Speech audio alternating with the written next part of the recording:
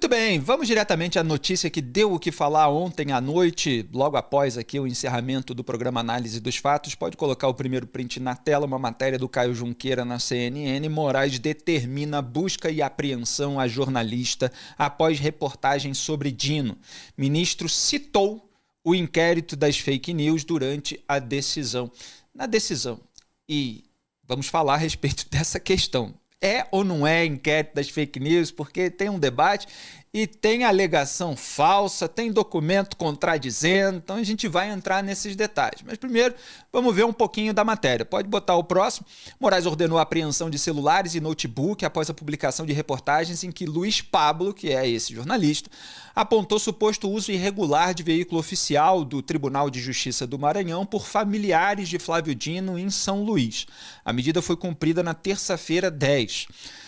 Olha, o sujeito estava publicando matérias sobre o uso de veículo oficial pela família de um ministro do STF, veículo de um tribunal. Portanto, uma matéria aparentemente de interesse público. E não há ainda, até o momento que eu estou fazendo esse programa, uma resposta do ministro Flávio Dino e da assessoria de comunicação do STF se a família Dino estava mesmo usando um veículo oficial do TJ maranhense e qual é o dispositivo, qual é a regra que valida esse tipo de uso pela família, por familiares de um ministro do STF. É uma informação de interesse público. Ora, se um ministro do STF está usando um carro oficial de um tribunal que não tem nada a ver com o tribunal dele, isso é uma questão a ser colocada. Deve ser usado? Não deve. Está gastando dinheiro público? Está usando de favor político por outra pessoa? É uma questão jornalística, legítima. Esse é um ponto. Vamos aí para o decorrer da matéria, pode colocar o próximo print. Segundo a decisão proferida por Moraes obtida pela CNN, há indícios relevantes de que o representado incorreu na prática do crime previsto no artigo 147-A do Código Penal, crime de perseguição, sem prejuízo de outras condutas eventualmente relacionadas, a partir de publicações realizadas na internet e em redes sociais, atentando contra ministro do Supremo Tribunal Federal. Deixa na tela, produção. Atentando contra ministro. Eu estou falando desde 2019 que os ministros do STF se dizem alvos de ataques, de atentados, etc., a cada vez que a sua conduta individual é questionada ou uma informação comprometedora, que às vezes não contém sequer crítica, é publicada. Aí vira um atentado ao ministro ou, como também aconteceu lá 7 anos atrás, um ataque às instituições, um ataque ao Estado Democrático de Direito, um ataque à democracia. Eles se confundem de propósito, deliberadamente, confundem entre aspas, com o próprio regime dentro do qual eles têm um cargo temporário numa instituição específica, com a função, com a atribuição de defender a Constituição, não de defender o indivíduo que ocupa aquele cargo, ele próprio, os seus colegas, em relação ao trabalho jornalístico de revelar aquilo que o poder não quer que seja divulgado. Isso não é função do Supremo Tribunal Federal. Isso é abuso de poder, isso é extrapolação. A gente vai entrar aqui nas nuances. O que pode, o que não pode, qual caminho poderia ser adotado, se há algum elemento que não foi feito da maneira correta pelo trabalho jornalístico, mas esse caminho, com essas alegações, está tudo errado. Então vamos colocar a próxima imagem, mas não sem antes, deixa aí na tela, pode deixar, refletir sobre esse conceito. Eu publiquei no X, até repercutiu o meu comentário irônico. Eu estou curioso para saber que novo conceito é esse de perseguir. Quer dizer, é proibido que o jornalista persiga a notícia caso ela envolva uma autoridade que pode persegui-lo judicialmente? E eu sempre comento isso em 2 décadas de jornalismo. A corrupção da linguagem está na raiz do autoritarismo, está na embalagem do autoritarismo. Ela é utilizada, às vezes, pela sofisticação maquiavélica do agente público, às vezes pela própria rudimentariedade do agente público, que não tem domínio da linguagem e não distingue nuances, não distingue elementos, trata uma coisa como se fosse outra e toma uma decisão baseada nesse pensamento errado. Não estou aqui sendo condescendente com o Moraes, não. Acho que ele sabe muito bem a distinção, mas acho que ele é muito mais rudimentar do que outros, como Gilmar Mendes, como outros que muitas vezes dão uma decisão autoritária ou dão uma decisão de blindagem de um colega, fazendo uma confusão de conceitos para chegar ao resultado que quer obter. Em vez de partir do fato objetivo, ver o seu enquadramento no dispositivo legal, esmiuçar isso no texto que está usando para tomar uma decisão gravosa, uma medida gravosa. Não. Eles vão misturando tudo com o objetivo pré-concebido de vamos nos blindar e vamos retaliar quem ousa mexer com a gente. É isso que está aparecendo há pelo menos 7 anos. Fora as retaliações à Lava Jato que já eram anteriores e outras operações que investigaram corrupção de gente muito poderosa. Então, na continuidade, Moraes também menciona uma série de reportagens publicadas no blog desde 20 de novembro. A série começou com um conteúdo intitulado Carro Pago pelo Tribunal de Justiça do Maranhão, é entregue a Flávio Dino e usado por sua família em São Luís. Até aí, olha, considerando que essa informação seja verdadeira, que um carro pago por um tribunal de justiça foi entregue ao ministro do STF e é usado pela sua família, matéria jornalística. O ministro, se a família dele não está usando o carro oficial, se há um erro na matéria, se há uma mentira, se há uma acusação falsa, etc., o ministro ele pode emitir uma nota para dizer que aquilo não é verdade, ele pode enviar para o jornalista essa nota para que a matéria seja alterada, pode fazer esse pedido diretamente. Ele pode, se quiser pular essa etapa, ou depois dessa etapa, ele pode entrar na justiça, como qualquer cidadão comum faz ou pode fazer, se sentir alvo de um crime contra a honra, de uma mentira que o prejudica de determinada maneira, etc. Então você tem caminhos para questionar uma reportagem, a sua veracidade, que não você colocar o Estado, a máquina estatal, a Polícia Federal atrás do jornalista. Aí já é um outro tipo de regime. O jornalista aponta na série que o carro oficial do TJMA é utilizado pela família do ministro para se deslocar pela cidade. Segundo Moraes, o conteúdo indica, aspas, que o autor da publicação se valeu de algum mecanismo estatal para identificação e caracterização dos veículos empregados que permitiriam a exposição indevida relacionada à segurança de autoridades. Fecho aspas. Se essa é a justificativa, ela realmente não bate com a gravidade da decisão. Deixa na tela só mais um pouquinho que eu quero reler esse último parágrafo. Repare o que ele está falando. Se valeu de algum mecanismo estatal. Algum, ou seja, é uma alegação genérica. O Moraes, aparentemente, não sabe qual foi o mecanismo estatal do qual o jornalista se valeu. E existe na Constituição a proteção do sigilo da fonte. Portanto, se a decisão não mostra que o jornalista, que você tem indícios pelo menos, ideal seriam provas contundentes, né, de que o jornalista hackeou um sistema, de que ele invadiu, de que ele cometeu um ato ilícito, se você não tem provas disso, você tem uma proteção constitucional em relação ao sigilo da fonte, na hipótese de que alguém com acesso a uma informação sigilosa passou essa informação para o jornalista. Agora, o que não pode acontecer de jeito nenhum, que é uma covardia, um abuso, uma extrapolação de poder, é um magistrado violar o sigilo da fonte para descobrir pelos equipamentos coletados numa operação de busca e apreensão contra o endereço de um jornalista, qual foi o servidor, qual foi o agente estatal que acessou, que hackeou, que invadiu e que vazou uma informação que não poderia vazar. Então essa é a questão que a gente, no jornalismo verdadeiro, coloca há muitos anos, que é óbvio e que tem sempre que ser repetido.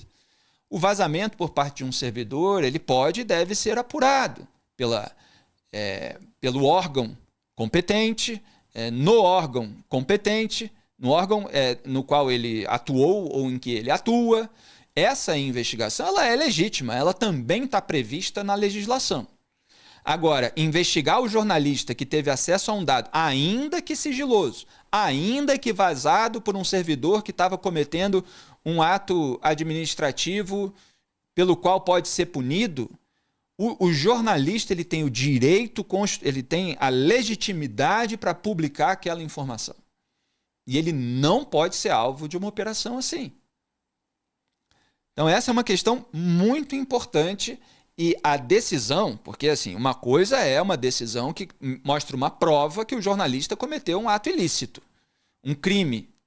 Isso é uma coisa. E aqui não tem pano para ninguém que cometa crime, nem que seja jornalista, nem que seja advogado, que a gente vê aí no Poder Judiciário e no Congresso Nacional, na arena política de uma maneira geral, uma grande blindagem em relação a escritórios de advocacia. Então, se comete crime, tem de ser investigado, mas é preciso haver um indício do crime. Se você tem um indício de que um jornalista obteve uma informação sigilosa, você não tem nada contra o jornalista. E não dá para pular etapas assim. Próximo print. Moraes afirmou que no que diz respeito às condutas gravíssimas de Luiz Pablo Conceição Almeida, está aí o nome completo, verifica que foram praticadas em modus operandi semelhante ao da organização criminosa investigada nos autos do inquérito 4781 do Distrito Federal, inquérito das fake news. Aí a coisa só piora. Mantém na tela, produção. Só piora. Qual é a organização criminosa investigada nos autos do inquérito 471, o inquérito das fake news? Quais são os nomes? Quem é a organização? Quem é que foi condenado por organização, pelo crime de organização criminosa? E repare, investigada nos autos. Investigada há 7 anos, sem haver uma condenação por organização criminosa? Inquérito das fake news foi aberto em 2019 por Dias Toffoli, de ofício, sem participação, provocação, pedido do Ministério Público Federal e foi entregue sem sorteio para Alexandre de Moraes se tornar o relator. Foi aí que começou esse período de Moraes como relator-geral da República. Que aí veio também o inquérito das milícias digitais, o inquérito dos atos antidemocráticos e outros. E volta e meia, ele se considera o juiz prevento, juiz natural da causa para alvejar outras pessoas que ele julgue que estão cometendo um atentado contra o ministro do STF ou contra as instituições, como a gente viu acontecer outro dia, quando ele tomou aquelas decisões contra servidores da Receita Federal. No âmbito da sua... No âmbito mesmo, né? Vamos misturar aqui os jargões jurídicos, no âmbito da sua irritação com as notícias a respeito do contrato da sua esposa Viviane Barci de Moraes com o Banco Master, de 130 milhões de reais, com a sua irritação em relação às notícias sobre o resort de Dias Toffoli. E até agora não está clara a relação entre essas questões. Muito bem, inquérito das fake news, mas afinal ele está decidindo no âmbito desse inquérito ou ele está apenas fazendo uma comparação das atitudes? Os dois casos são graves, mas a coisa ainda vai piorar. Vamos ver a próxima imagem.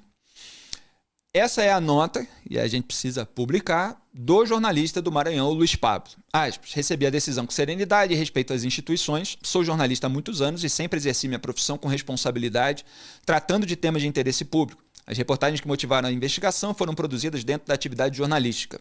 Confio que ao longo do processo ficará demonstrado que o trabalho realizado está amparado pelas garantias constitucionais da liberdade de imprensa e pelo direito ao sigilo da fonte, que são pilares do jornalismo em uma democracia. Embora tenha havido divulgação institucional parcial dos fatos em canais oficiais, gov.com, deixarei de prestar novos esclarecimentos neste momento em respeito à decisão do ministro Alexandre de Moraes, que determinou o sigilo da investigação. Fecho aspas. O que é sempre bastante complicado aqui no Brasil. porque você tem muitas vezes decisões abusivas, decisões que extrapolam o poder e as atribuições de um magistrado, e, no entanto, ele as mantém sob sigilo, sem que a gente saiba todos os elementos que estão sendo considerados. E nisso, a vida das pessoas vai sendo devassada, etc. Vamos passar agora para a nota do STF, que foi procurado pelo repórter. Olha só o que disse, primeiramente, a nota do STF à imprensa. Abro aspas. A investigação não é decorrente do inquérito 4781, que é o inquérito das fake news. Foi solicitada pela Polícia Federal em 23 de dezembro de 2025 para investigação do crime de perseguição contra ministro do STF. Aí cita ali o artigo 147-A do Código de Processo, né? E distribuída ao ministro do Código Penal, né? E distribuída ao ministro Cristiano Zanin. Em 13 de janeiro de 2026, a PGR, Procuradoria-Geral da República, manifestou-se a favor da investigação. Guardem isso que eu vou comentar. Em 12 de fevereiro, a pedido do Cristiano Zanin, a presidência determinou a redistribuição dos autos ao ministro Alexandre de Moraes. Fecho aspas. Repare, está dizendo, a investigação, e aí entram assim essas obscuridades da linguagem suprema atualmente. A investigação não é decorrente do inquérito.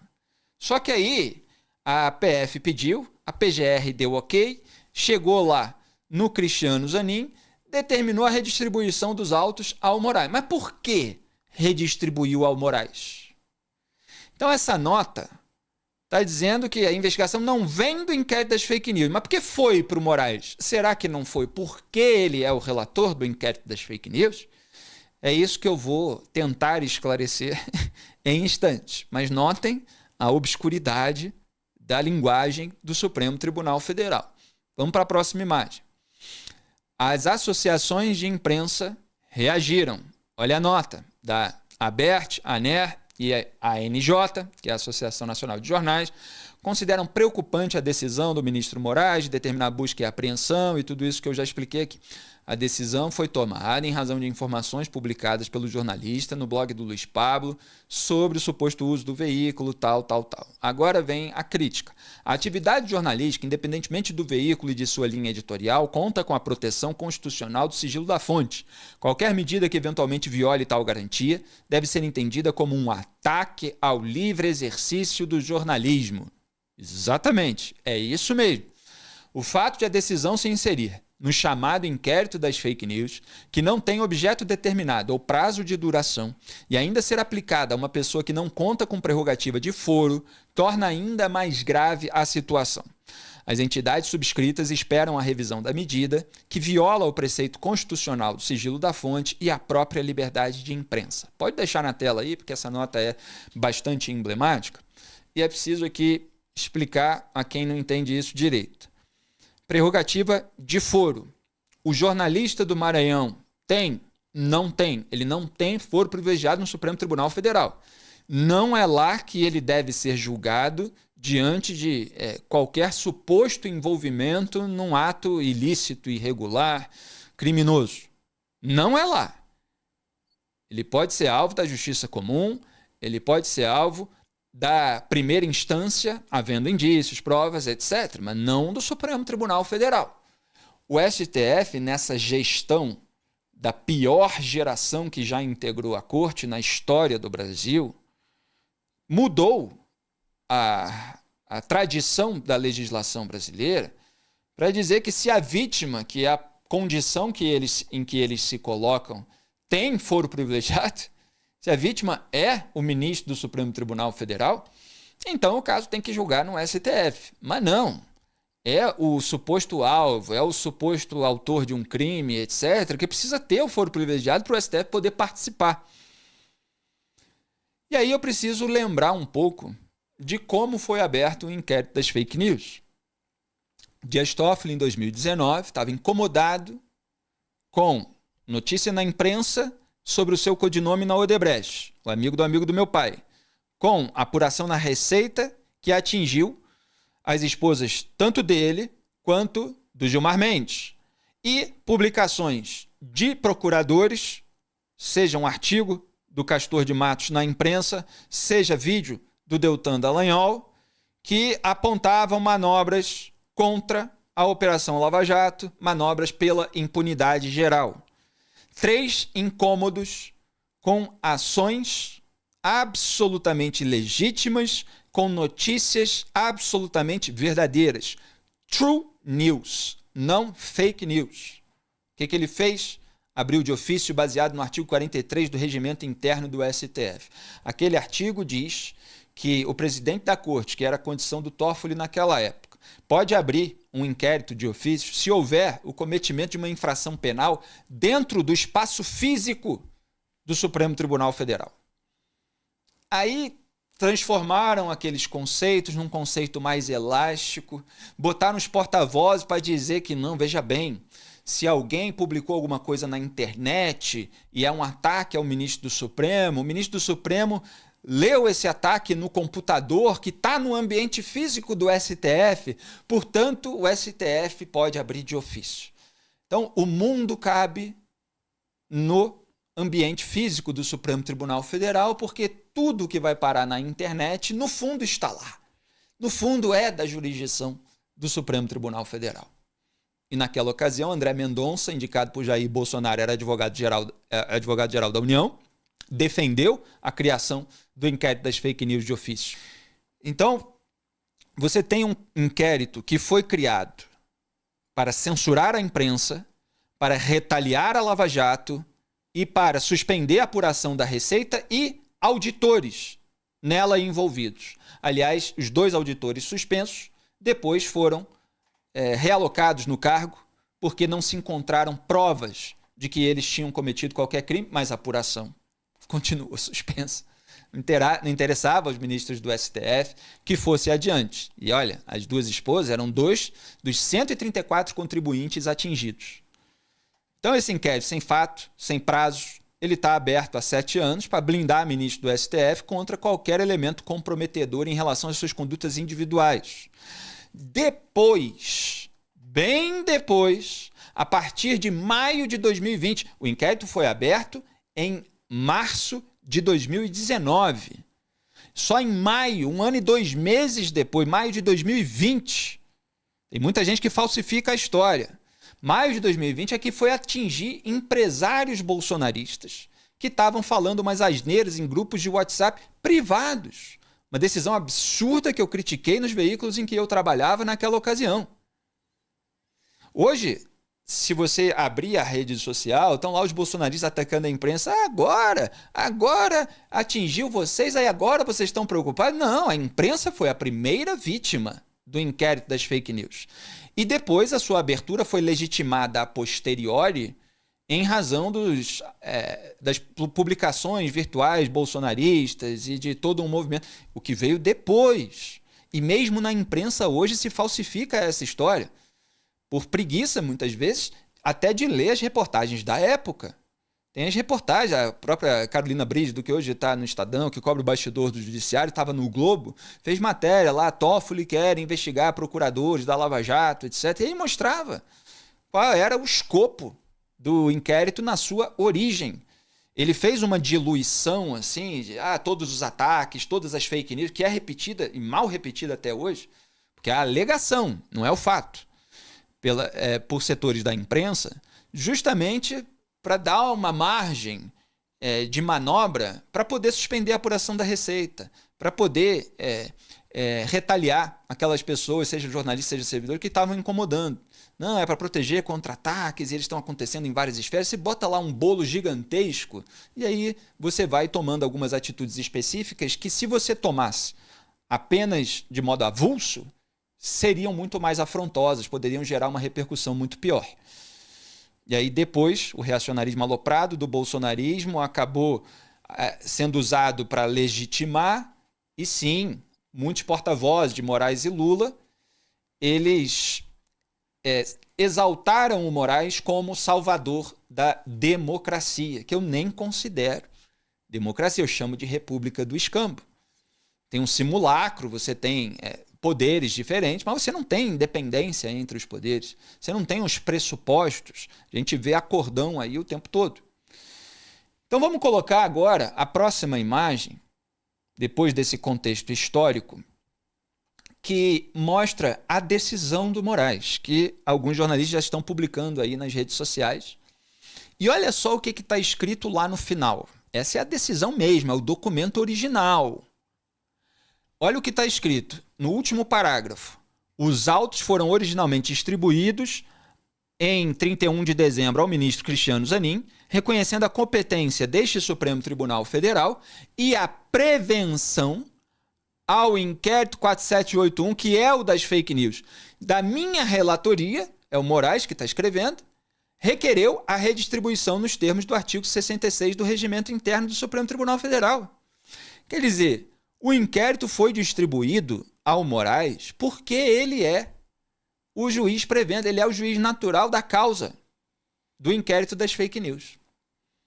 Então a notinha era uma notinha obscura que fala: a investigação não é decorrente e o caso foi redistribuído. E não explicava que foi redistribuído porque para o Moraes, porque ele é o juiz do inquérito das fake news. Portanto, a gente está no âmbito do inquérito das fake news. Eles podem dissociar. Não, esse é um caso isolado. Mas por que é o Moraes? Porque é o inquérito das fake news. Então, é uma ação ilegal que continua aberta há 7 anos, que está fazendo aniversário de 7 anos. E essa operação de busca e apreensão contra o jornalista do Maranhão, que estava publicando matérias incômodas ali ao Flávio Dino e aos seus familiares, é uma celebração do 7º aniversário do inquérito das fake news, cuja abertura, e aí preciso voltar ao contexto histórico, era alvo, era contestada, para deixar bem claro, a abertura do inquérito das fake news era contestada pelo requerimento de criação da CPI da Lava Toga, encabeçado pelo senador Alessandro Vieira, ainda em 2019, CPI da Lava Toga que foi sabotada por Flávio e Jair Bolsonaro. Como a gente viu, como o Flávio reconheceu, claro que não em todos os detalhes, mas dizendo: fui contra, sim, a CPI da Lava Toga. Naquela época, ele deu entrevista a ativista, dizendo: a quem interessa uma crise nesse momento, uma tensão entre os poderes. Vocês lembram que eu já fiz um monte de vídeo a respeito disso, tem lá no meu Instagram uns 3. Inclusive, outro dia o Eduardo Bolsonaro mentiu, dizendo que o Flávio não foi contra a CPI, aí eu tive que refutar pela enésima vez. Então, eles sabotaram, na raiz, a CPI que investigaria os ministros pela abertura do inquérito das fake news, que era contestado pelos senadores e que atingia a imprensa. E agora, eles dão esse duplo twist carpado, mortal, com um contorcionismo incrível, para dizer assim: agora chegou na imprensa, agora estão preocupados, etc. Não, a imprensa foi a primeira vítima. Mas sim, teve muita gente que fez vista grossa a abusos de Moraes, as extrapolações, e exaltou como salvador da democracia, o que nunca foi o meu caso. Meu trabalho está aí, disponível em artigos, em vídeos, em um monte de programas, para tentar se limpar na sujeira dos outros. Então, a falsificação histórica, ela serve para propaganda, mas a gente sabe quem é que não quis combater esse mal na raiz. Muito bem.